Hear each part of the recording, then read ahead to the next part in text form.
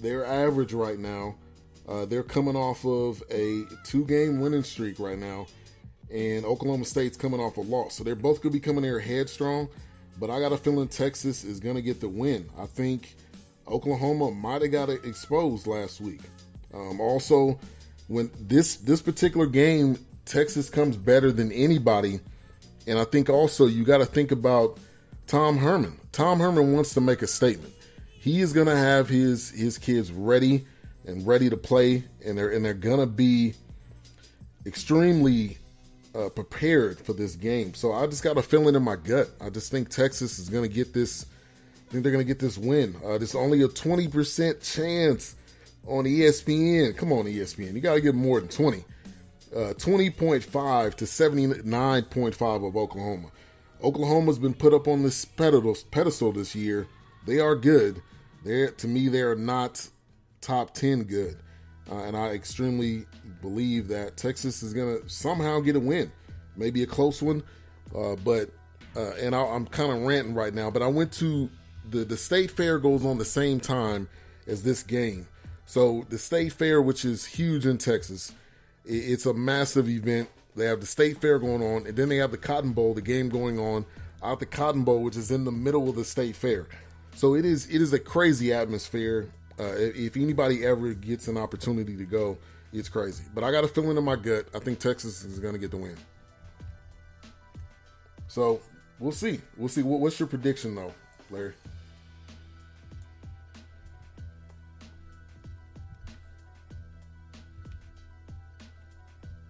Larry B, did I lose you?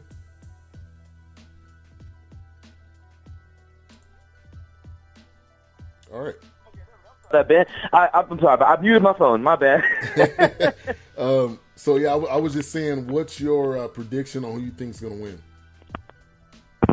Well, without a doubt, Ben, I want to agree 100%. I want to agree that the Longhorns can make this thing happen, and honestly, they can. They have every bit of talent on this roster. They have everything. Talk about Herman. I mean, they want this big win. And looking at their schedule here on the ESPN Sports Center app, Ben, I mean, look at this. A couple weeks ago, before they got to Iowa State, I mean, Ben, you're a former player. You played. I played for a while. I'm still playing. Film is key. And I'll tell you what, the Cyclones watched their film of Oklahoma versus Baylor, because a few weeks ago, Baylor were almost the Iowa State, 49-41. Oklahoma nearly lost to Baylor in Waco. So, I mean, it's just, to me, you're right. They have been exposed. I feel like Oklahoma can somehow squeak this one out. It should be a close one, but I'm going to say a very, very fun game, 38-35, Oklahoma. But you know what? A big part of me is saying, don't overlook the Longhorns, especially with how good they played my Trojans. So you know what, Ben? I'm going to say Oklahoma 38-35, but you know what?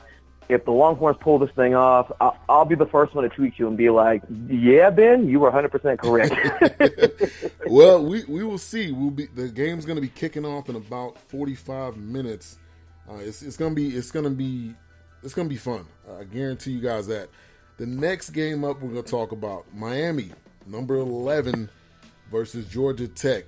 It is already buzzing in the chat room. Mocha Bella, she is from Miami, so she is repping the U. Big L puts a comment in, Mocha, my 6th grade football team can beat Miami.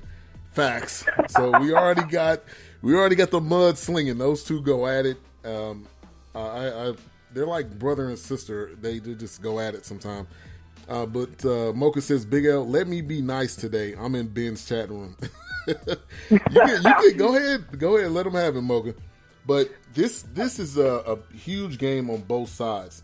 Miami 4-0. I cannot remember the last time Miami was 4-0. Mark Rick must be doing something special there. That's his alma mater. I know he's very excited to be there. Georgia Tech's 3-1. They're playing very, very well themselves with that crazy option. I don't even know what you call that, but it's fun to watch. And I think the U is back.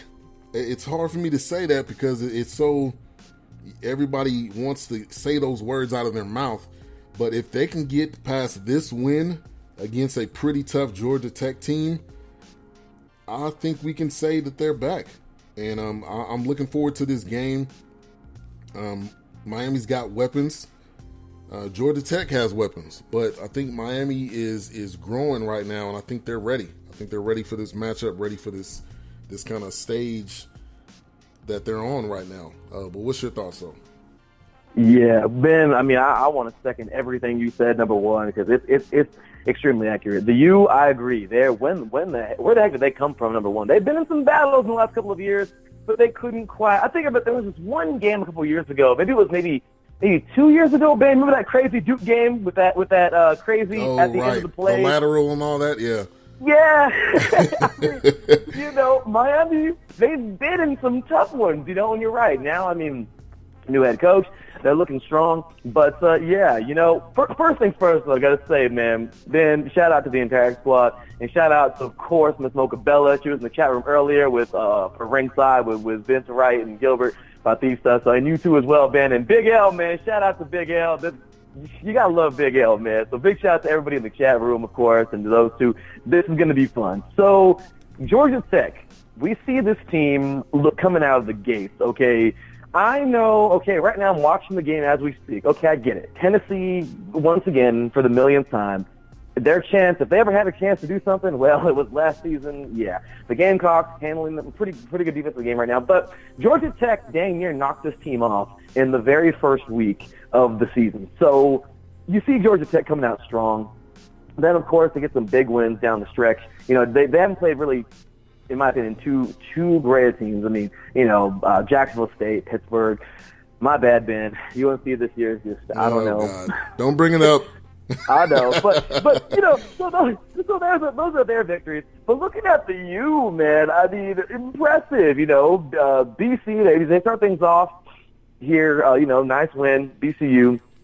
Next up, Toledo. Then that Duke win. It was a pretty, Duke. Hey, they're a strong team no matter what. They're right now they're giving Florida State all they can handle. So, and then of course they took out Florida State last week. And to me, that was that was it. And Ben, it's kind of funny. The lovely Miss Tina, Bama Bo, and myself were talking on 3 and Out last week. And Ben, real quick here, a little side thing. This is kind of funny, but when is the last time you could say that the best teams in Florida were not Florida and were not Florida State, but UCF, USF, and of course Miami? When's the last time you could say that happened? Never. Exactly. I don't think I've ever said that. Me either, exactly. Florida, I don't even understand the mathematical equation of what's going on over there right now. Okay, please, somebody give me that quadratic equation to figure out for Florida. And and when it comes down to Florida State, yeah, well, but anyway, Miami, this team is strong. They're number 11. If they win this game, I don't care. I don't care if Georgia Tech is not ranked. I don't give a crap. You need to have this team deep in that top 10. I'm talking about number 5, number 5, but maybe number 7-ish around there because they deserve it. They have beat some good teams. Georgia Tech is no pushover. And I love these yards here. Real quick here, Ben, I don't want to take up all the time here, but Rozier has played such great football. Looking at the stats here on the ESPN SportsCenter app, he's been 78 for 134, so about half, maybe not that great, but 1,074 yards, 11 TDs on the year. He's throwing 3 picks, but he's still done well. Walton, 56 carries for 428 yards, 3 touchdowns, and Berrios, man, this guy has played good too. 18 receptions, 282 yards, and 5 touchdowns. You know something? Ben, at the end of the day, it's not are they back? They are back, and today they're going to prove it. The U is back, and I'm excited for this team. Miami wins this one today, 31-14. I said it, Ben. Okay. Bold statement. I'm gonna have to give you something if you predict that right. Man, my God, that would be amazing. So I'm going with Miami too. I just think they are starting to figure it out, or maybe they have figured it out. I don't want to keep doubting them, but they are playing some good football right now. And I think when you get on a roll, things start to happen. When you get on a roll, when you start to get in a groove, when you have one of the, a huge city behind you, not to mention the hurricanes that have happened. When national disasters happen, there is something that happens in the atmosphere. I don't know what you want to call it. Maybe God has their back or something. But you look at the Astros. The Astros have been nothing for a long time. And look at them on the run they're going on. And who knows, this could be a crazy run that Miami may go on. So I'm definitely going to pick them to win it. I think that's going to be a fun game to watch for sure. Also, well, we got a call up on the line, but I'm going to have to take that one in a couple of minutes. But Larry B, we were going to try to get to the next game up on the list, which was USC, but we're kind of pressed for time. So I appreciate you, though, for coming on. And maybe later on in the show, I can get you to call back in and talk about the USC game. Yeah, Ben, I'm free for the rest of the afternoon. And, hey, all I got to say is if we don't get to it, Ben, fight on USC. That's right. All right, Ben. All right, hey, man. take care. Care. Have a good one. You and too. if I can call back, I'll call back soon. Okay, cool. I'll let you know. All right. All right. So we have one of the special guests on today's show is Ed Roman. Ed Roman is an award-winning singer, songwriter, performer, and multi-instrumentalist. He's from Ontario, Canada. He reached out, his management team reached out and wanted for him to come on the show. So he'll be calling in here in just a moment. I'd love to get an opportunity to chat with him. And also, we'll be talking with Terrance Bennett, talking about the Saints, talking about his podcast, and Major League Baseball playoffs, which are heating up as well. So it's going to be fun. We'll be right back. We're going to take a quick break, and then we'll get into our interview with Ed Roman.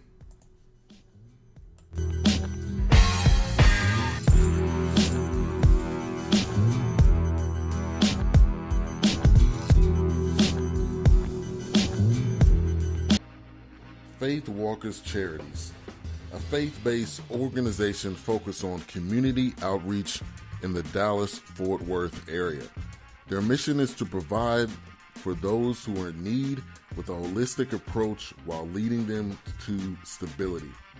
Faith Walkers Charities was founded by DeAnthony Thompson, Seaver Nickerson, and Chris Rogers, with the vision of being generous and helping out the homeless. There's many ways that you can help with this organization, either by donating through their website, faithwalkerscharities.org, or if you are in the Dallas-Fort Worth area, you can go out in the community and serve with them. So faithwalkerscharities.org. Also, follow them on social media, Faith Walkers Charities. Today's show was sponsored by Shawn Nataneti, Internet Sales Manager at Jerry Durant Toyota. Call or text him at 817-231-3696 or go to his website, GoShawnAuto.com.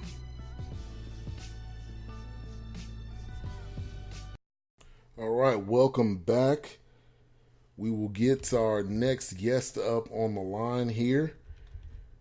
And also today's show is sponsored by Sit or Start Fantasy Football. We are deep into the thick of things with fantasy football. And if you haven't downloaded the Sit or Start Fantasy Football app, I would suggest you do it now. It's a great app. It'll tell you who to sit or start. I use it myself. You can download it on iTunes or Google Play.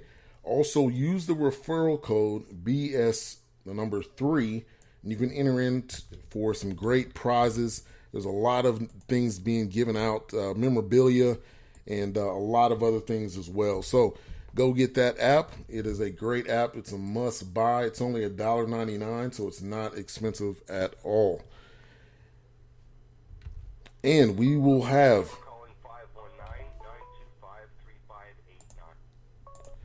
And we got our next guest up on the line, Ed Roman. Man, so many different things about you. Singer, songwriter, multi-instrumentalist. Thank you so much for coming on the show.